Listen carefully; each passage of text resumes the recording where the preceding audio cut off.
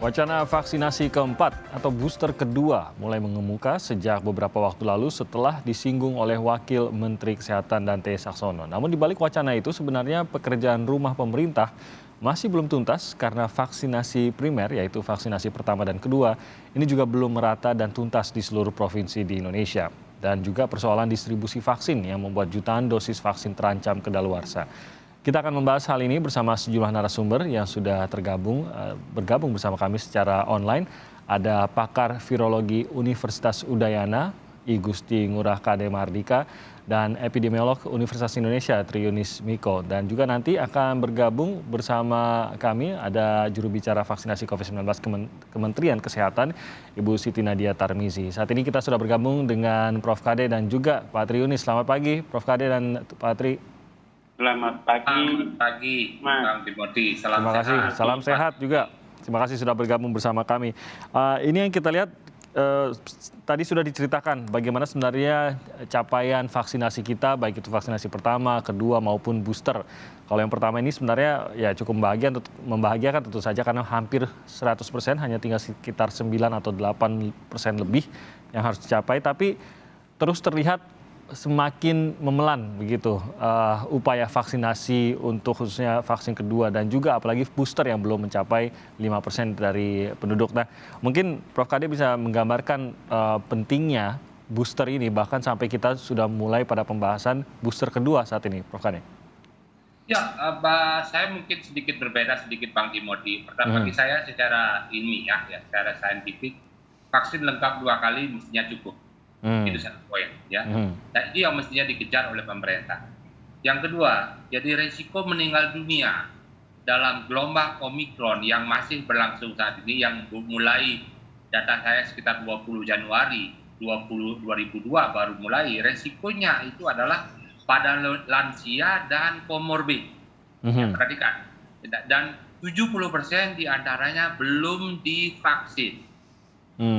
Artinya ini yang mestinya menjadi target. Jadi bisakah kita mereka-mereka yang di komorbid ini segera mendapat vaksinasi paling tidak dalam waktu dekat ini, dan kemudian sehingga kemudian mencapai kalau terjadi sekali lagi, kalau terjadi letupan lagi, saya melihat polanya sekarang secara dari kasus memang polanya itu adalah sudah menurun kasusnya, meskipun meninggal dunia, jumlah orang meninggal dunia belum terjadi penurunan yang stabil. Itu data yang tersedia saat ini. Tetapi sekali lagi yang penting ini adalah bahwa yang risiko pada saat gelombang Omikron yang lalu itu adalah mereka yang belum divaksin, lansia dan mempunyai komorbid. Nah, sehingga ini yang mestinya menjadi target dari pemerintah berikutnya. Sehingga tadi yang ketiga, bukti ilmiah Bang Timothy, bukti ilmiah untuk vaksin yang ketiga belum ada. Ini baru diwacanakan di Israel dan di beberapa negara, termasuk Amerika Serikat, termasuk di Indonesia. Jadi ini baru wacana. Sekali lagi, saya berharap sekali bahwa pemerintah mengambil keputusan dengan evidence base, berbasis evidence, dan keperluan yang lebih strategis saat ini adalah vaksinasi semakin banyak. Perhatikan Bang Timothy, tadi menyebut target yang sudah dicapai adalah target prosentase dari target, bukan dari total populasi. Perhatikan, ini beda. Karena apa? Jadi vaksin yang tersedia yang sudah memperoleh EUA di dunia saat ini itu tidak mampu mencegah transmisi komunitas, tetapi mampu mencegah risiko perawatan di rumah sakit dan risiko meninggal dunia. Sehingga akibatnya targetnya mestinya direvisi. Targetnya semakin banyak, semakin baik. Semakin cepat, semakin baik. Bukan kita terpaku dengan 70% herd immunity atau kekebalan kelompok itu. Jadi itu yang lebih strategis saya kira. Dan sekali lagi, data yang ada di Bali, saya akurat sekali datanya, jumlah orang dan porsi yang meninggal dunia untuk nasional saya punya datanya. Bali sudah jelas dan juga Pak Menteri sudah menyebutkan bahwa resiko yang meninggal dunia dalam gelombang Omikron yang lalu adalah lansia, komorbid, dan 70% belum divaksinasi sama sekali. Mestinya ini perhatian. Oke, itu yang seharusnya memang menjadi fokus dan sebenarnya itu juga menjadi fokus bagi vaksin booster kedua ini. Nah, Bu Nadia sudah bergabung bersama kami. Mungkin boleh menceritakan juga sejauh ini apa wacana dengan munculnya wacana ini, bagaimana perencanaan dari Kementerian Kesehatan juga, dan tadi sudah diungkit juga oleh Prof. Kadek bahwa memang fokusnya adalah vaksinasi pertama kedua aja dulu nih, karena ini juga tampaknya khususnya untuk kelompok seperti lansia dan mereka yang memiliki komorbid ini juga belum maksimal nih, Bu Nadia. Iya, jadi betul sekali ya, bahwa memang fokus pemerintah adalah saat ini selain tentunya percepatan vaksinasi booster, juga menyelesaikan target yang harus kita selesaikan ya. Kalau dari 208 juta itu 191 juta sudah mendapatkan dosis 1 dan dosis keduanya 144 juta.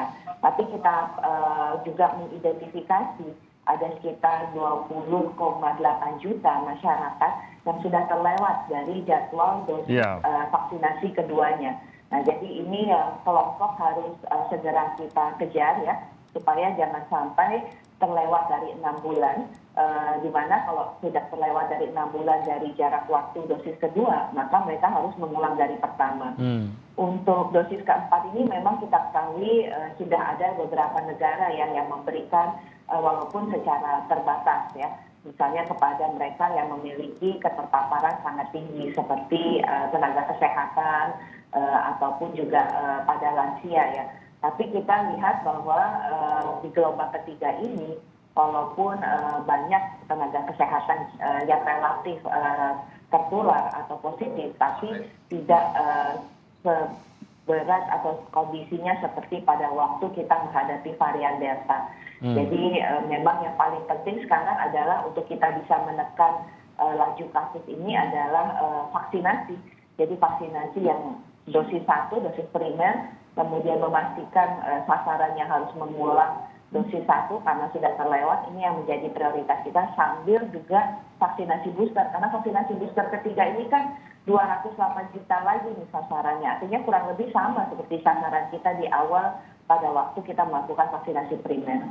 Jadi kalau adanya kemungkinan berkurang begitu efektivitas khususnya dari mereka yang terlambat mengambil dosis kedua, apakah ini lantas mempengaruhi juga angka dosis pertama? Seharusnya juga ada penurunan karena ya banyak ternyata yang harus mengulang.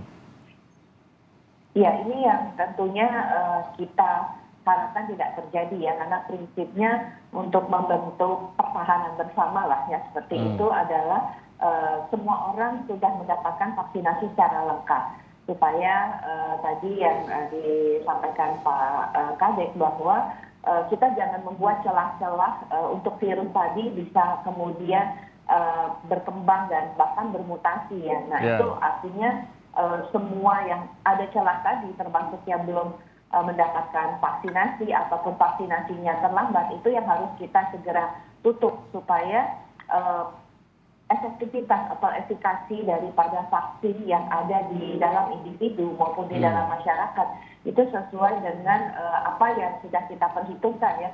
Jadi herd immunity atau dari data hasil seroprevalence yang mengatakan bahwa kelompok yang beresiko itu jadi lebih sedikit, itulah yang kemudian bisa memastikan bahwa di gelombang ketiga ini kalau kita lihat banyak estimasi yang mengatakan peningkatan kasus itu bisa 6 kali, 4 kali, tapi sepertinya kalau kita lihat Indonesia tidak akan sampai setinggi itu peningkatan kasus pada varian Omikron. Strateginya apa Bu Nadia mengejar mereka yang seharusnya mendapatkan vaksinasi kedua ini, dan apakah sudah teridentifikasi apa yang menjadi alasan mereka tidak mengambil atau tidak bisa mengambil vaksinasi kedua? Iya, yang pertama datanya ada pada kita ya. Jadi kita tinggal menarik data-data berdasarkan waktu terakhir mereka mendapatkan vaksinasi dosis pertama. Kemudian kita akan bagi berdasarkan fasilitas pelayanan kesehatan di mana dia mendapatkan vaksin tersebut. Nah ini kemudian kita berikan kepada pemerintah daerah untuk mengejar vaksinasi ini. Selain itu ya tentunya kita bersama-sama TNI, Polri, juga masyarakat ya, komunitas untuk membuka layanan vaksinasi ini kembali, terutama pada kantong-kantong di mana cukup banyak kasus yang dosis keduanya belum mendapatkan sesuai dengan jadwal seharusnya. Nah, mungkin hal-hal yang terkait mengapa banyak yang tidak mendapatkan vaksinasi dosis kedua, yang pertama adalah pada waktu mereka ingin mendapatkan dosis kedua, mungkin saat itu vaksinnya belum ada ya, karena waktu itu kita masih menerapkan konsep homologus ya, artinya menggunakan dosis vaksin yang sama. Sementara kita tahu kadang-kadang stok vaksin itu datangnya tidak selalu tergantung apa yang tersedia. Iya, betul. Jadi mereka disuruh datang untuk minggu berikutnya, mungkin lupa, mungkin terlewat ya, sehingga mereka tidak datang. Yang kedua yang paling banyak adalah karena merasa sudah lewat dari jadwalnya, yang tadi mungkin terlupa atau terlewatkan yang tidak sengaja, merasa bahwa mereka tidak bisa lagi mendapatkan vaksin. Padahal selalu kita katakan walaupun terlewat, harusnya tetap datang saja ke fasilitas pelayanan kesehatan atau sentra vaksinasi untuk mendapatkan vaksin. Jadi bukan berarti kalau sudah terlewat, berarti jatahnya hilang lah begitu ya. Nah, itu yang kita harus berikan pemahaman. Dan yang terakhir, merasa bahwa karena kemarin sempat kasus itu sudah sangat turun, dirasakan bahwa penularan itu sangat rendah ya, sehingga masyarakat merasa tidak merasa ada ancaman lagi ya terhadap COVID-19 ini, sehingga kemudian motivasi untuk meneruskan vaksinasi tersebut juga menjadi turun. Oke, itu identifikasi dari Kementerian Kesehatan. Nah, saya ke Pak Triunis, ini sebenarnya mungkin ada yang harus diluruskan juga dari pemahaman masyarakat begitu Pak Triunis, karena di satu sisi kita memahami bahwa vaksinasi ini seharusnya bisa melindungi diri kita sendiri begitu. Kalau tadi Pak Prof Kadek sudah menggambarkan bahwa ini akan menekan dampak kalau kita sampai terkena COVID-19. Tapi di sisi lain kan ada target agar tercipta herd immunity tersebut. Nah, ini apakah memang perlu sampai booster pertama, booster kedua kah, atau sebenarnya target tersebut sudah bisa seharusnya kita ciptakan asal kita bisa memaksimalkan vaksinasi 1 dan 2 saja, atau bagaimana sebenarnya Pak Triunis? Ya, vaksinasi itu mempunyai dua kepentingan ya. Ada kepentingan individu, ada kepentingan masyarakat. Kalau ke masyarakat adalah terbentuknya herd immunity. Kalau ke individu adalah terbentuknya imunitas pribadi. Nah, terbentuknya imunitas pribadi dalam hal vaksinasi itu punya efikasi, apakah itu terhadap infeksi, efikasi terhadap infeksi itu sudah kita ketahui ada yang 67%, ada yang 70%, ada yang 80% maksimal. Jadi tetapi ada juga vaksin efikasi terhadap severity, terhadap keparahan.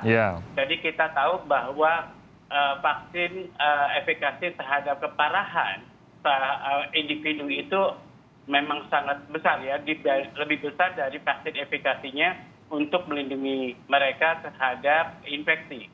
Jadi menurut saya vaksin efikasi itu tujuannya adalah memberikan agar supaya orang kalau terinfeksi COVID-19 tidak parah begitu.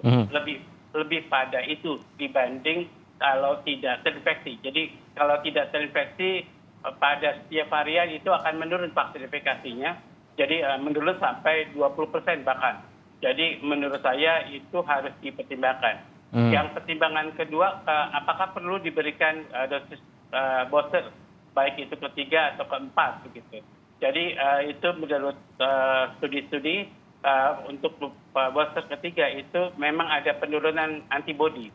Jadi saya duga pemberian vaksin ini atau infeksi alami itu antibodi yang dipunya oleh orang yang pernah terinfeksi alami atau tervaksinasi 2 kali itu akan menurun.